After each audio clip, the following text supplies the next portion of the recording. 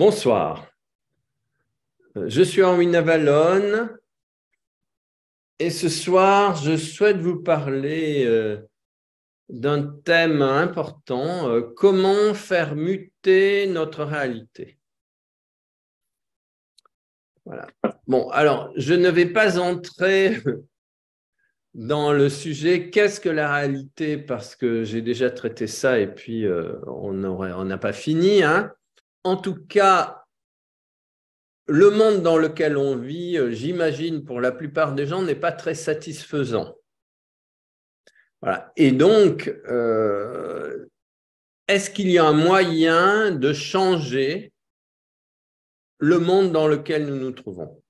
Autrement dit, y a-t-il un moyen de changer les programmes auxquels il semble que notre évolution soit assujettie?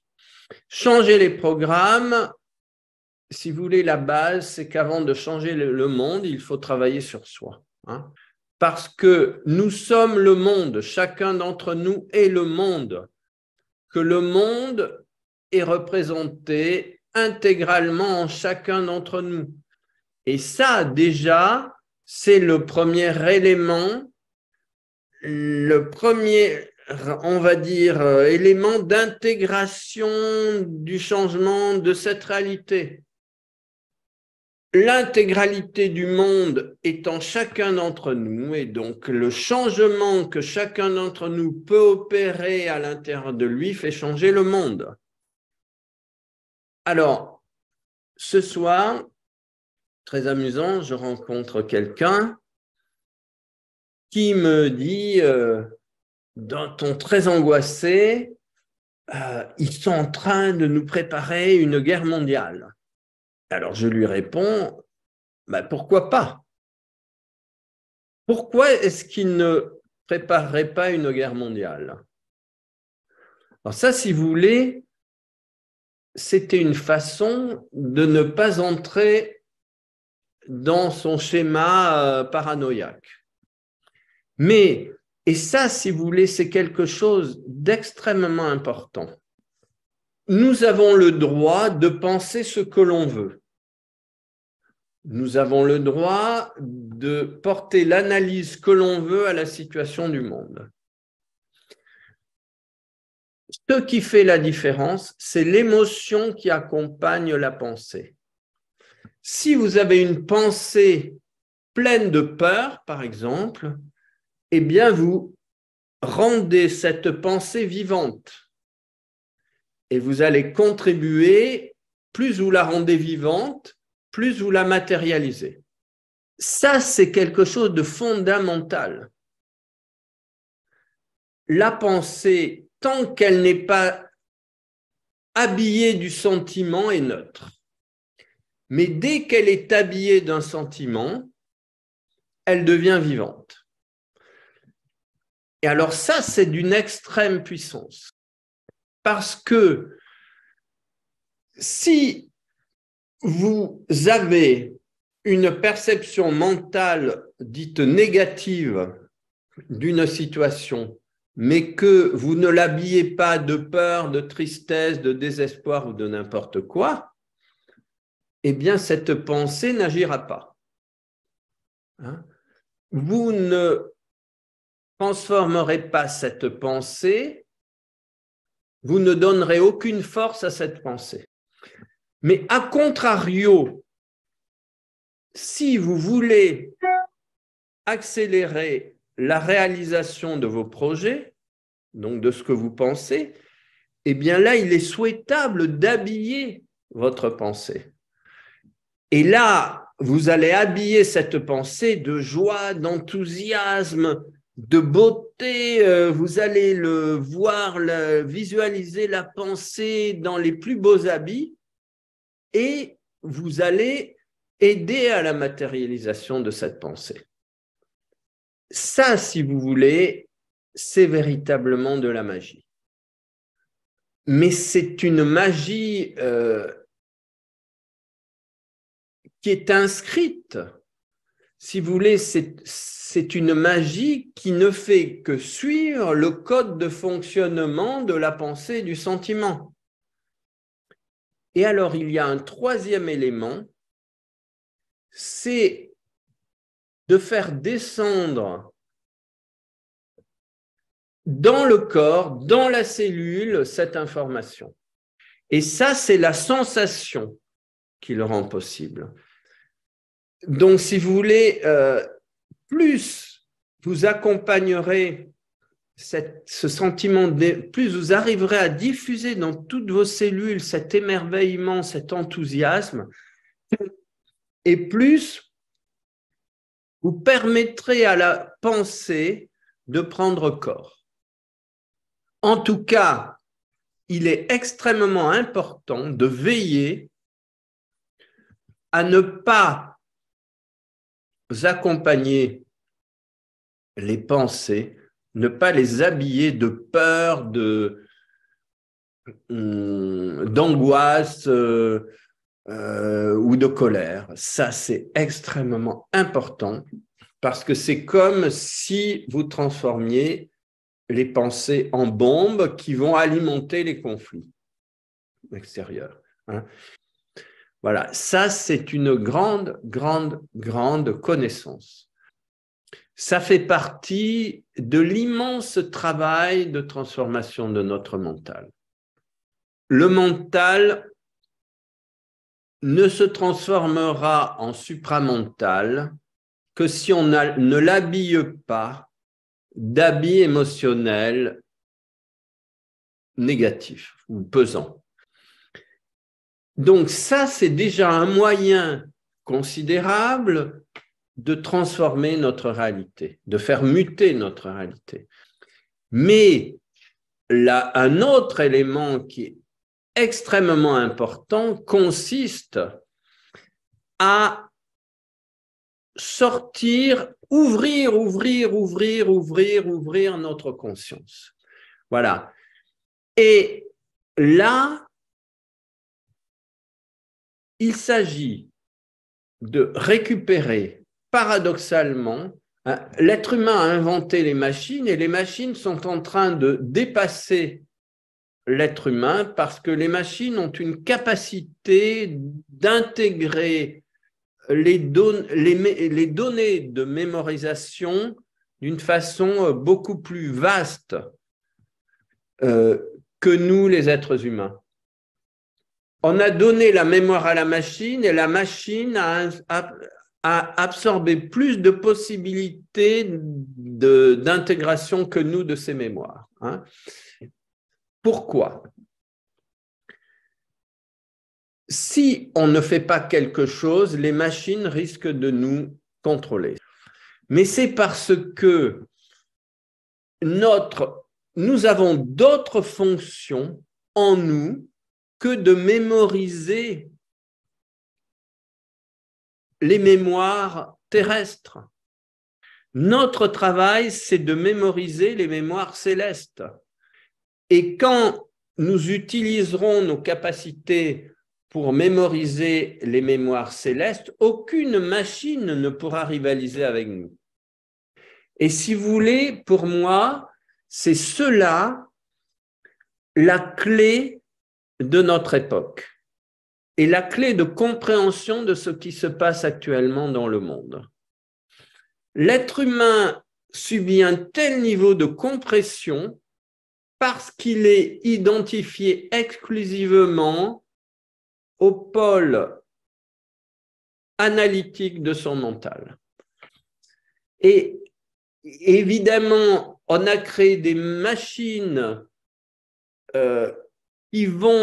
qui utilisent au maximum le pôle analytique que nous leur avons transmis. Et c'est parfait. On se décharge auprès d'elles de ce travail pour en faire un autre. Voilà. Et ça, c'est vraiment la clé de notre évolution actuelle. Et alors, je vais vous proposer un travail pour vous donner une idée de où nous sommes maintenant invités à aller, nous diriger. Et tout le travail présenté dans les méditations Merkaba Matrimandir, c'est ce travail de libération vraiment de la robotisation de l'homme pour aller vers le pôle de créativité extrême de notre conscience. C'est vraiment la clé de cet enseignement. Je vous invite vraiment, vraiment, vraiment à venir le partager avec nous si vous sentez cette aspiration à dépasser la condition humaine actuelle. Parce que la condition humaine actuelle elle est vraiment trop étriquée, trop étroite. Elle ne peut plus répondre à nos besoins, à nos aspirations. Voilà. Donc, nous allons commencer notre petit travail. C'est un travail de dépassement du conditionnement de la machine, le conditionnement du monde mécanique en nous. Voilà, donc ferme les yeux, expire profondément 3 fois. Voilà, et je t'invite à regarder devant toi, mais aussi à observer le monde derrière toi comme s'il y avait des yeux derrière ta tête. Voilà, et tu acquiers ainsi une perception double de la réalité. Tu peux aussi regarder par le sommet de ta tête vers le monde des étoiles et avec tes pieds, observe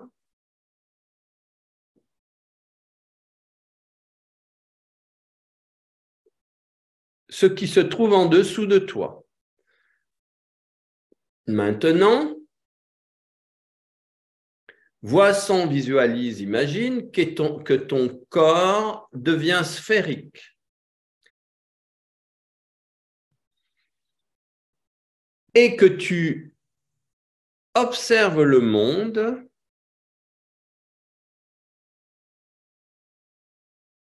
sur 360 degrés. Que se passe-t-il en toi quand tu observes le monde sur 360 degrés?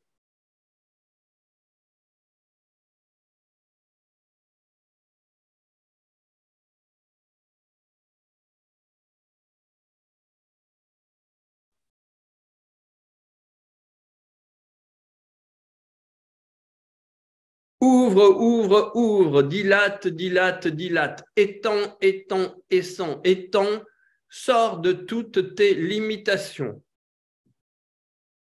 Voilà un moyen extraordinaire d'ouvrir et de sortir de tes limitations. Maintenant, avec ta vision sphérique, observe l'intérieur de la Terre comme si elle était transparente.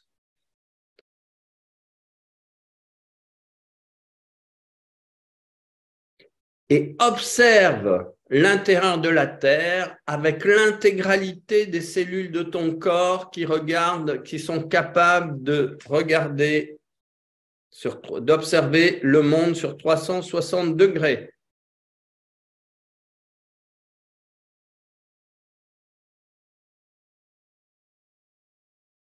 Et à partir de là, tu peux même te projeter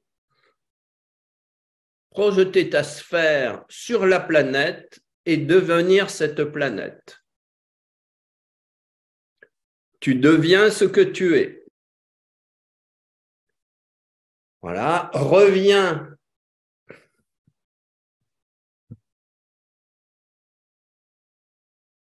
Redeviens observateur de la planète, donc à l'extérieur, la planète devient transparente de nouveau et regarde les étoiles au travers de la planète, en transparence.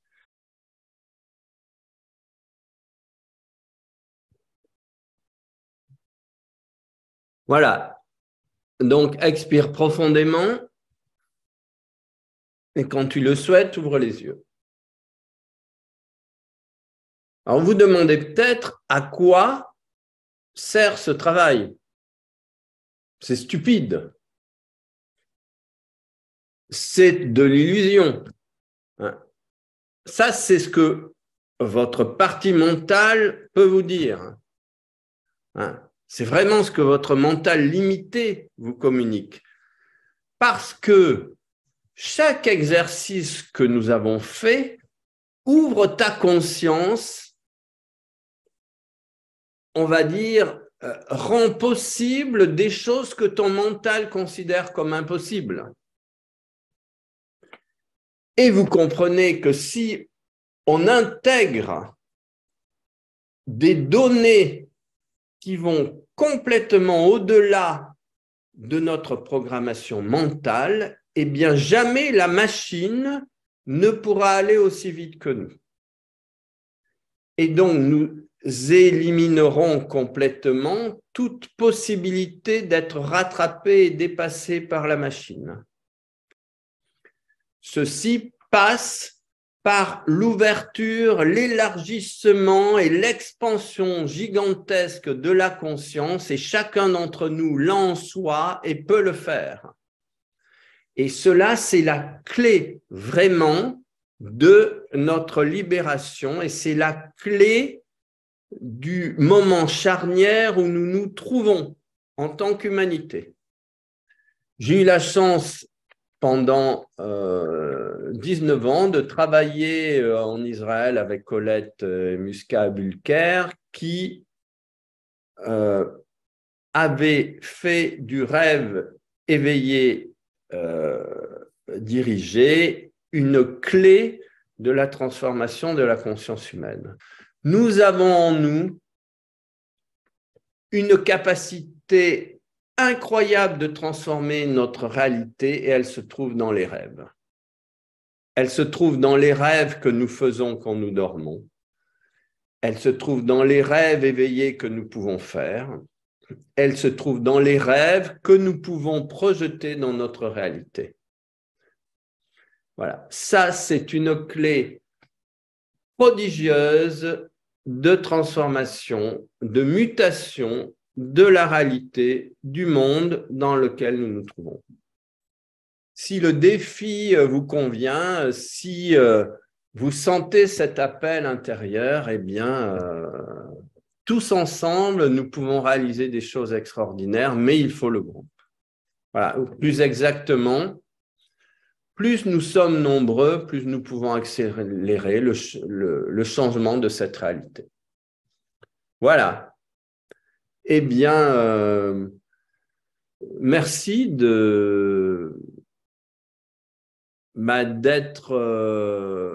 à l'écoute de cette communication, parce que sans vous, elle n'aurait aucun sens. Et c'est parce que vous êtes là à l'écouter que l'information arrive. Voilà, donc 1000 merci vraiment. Voilà, donc s'il vous plaît, diffusez cette information, communiquez ces vidéos, faites-les connaître, parce que c'est vraiment important. Il y a une grande exigence actuellement de se remuer, de bouger et d'aller de l'avant. Merci à tous.